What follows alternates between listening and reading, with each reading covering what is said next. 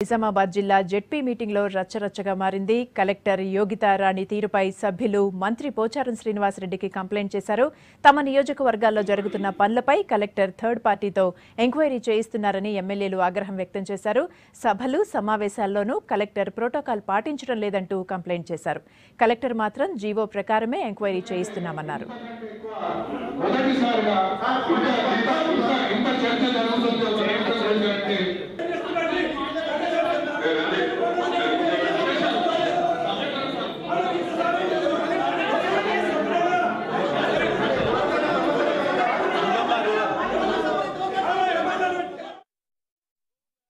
Party ఉన్నాయి, ఇక్కడ అన్ని రకాలు ఉన్నారు.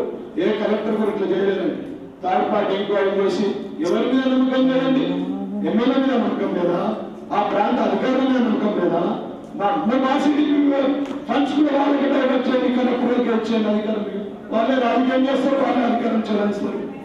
నాకు ఎందుకంటే వాళ్ళకి మాట్లాడుతూ ఉంటే ఎవరి మీద అండి అనుమానం? ఎవరి మీద? మీ అధికారుల మీద అన్నారమ్మా, ఈ ప్రాంత ఎమ్మెల్యే మీద అన్నారమ్మా. వాళ్ళు చెప్తా ఉన్నారు మేము సేవ చేస్తామంటున్నారు.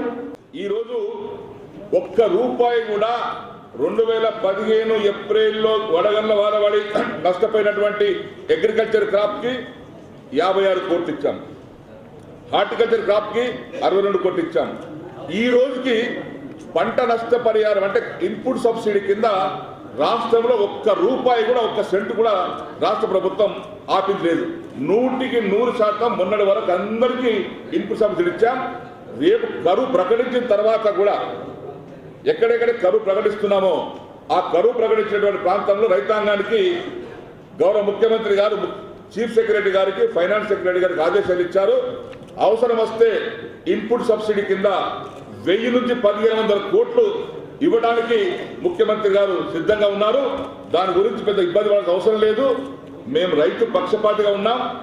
ఇవన్నీ చర్చ చూశారు, సమాచారం తీసుకున్నారు, అంత అయిపోయింది. డెఫినెట్ గా నిజామాబాద్ జిల్లాను కరువు జిల్లాగా ప్రకటిస్తాం. 20 days back, Minister Garu పిలిపించి అడిగారు. 20 days 1 crore payment release అయ్యింది.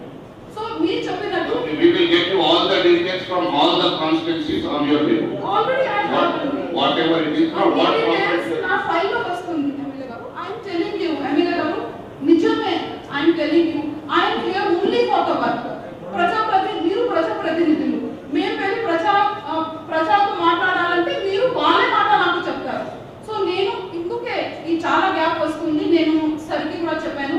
We will have a district level committee in which Sir will be the chairperson, I will be the convener, and all the MLAs will be members, special invited.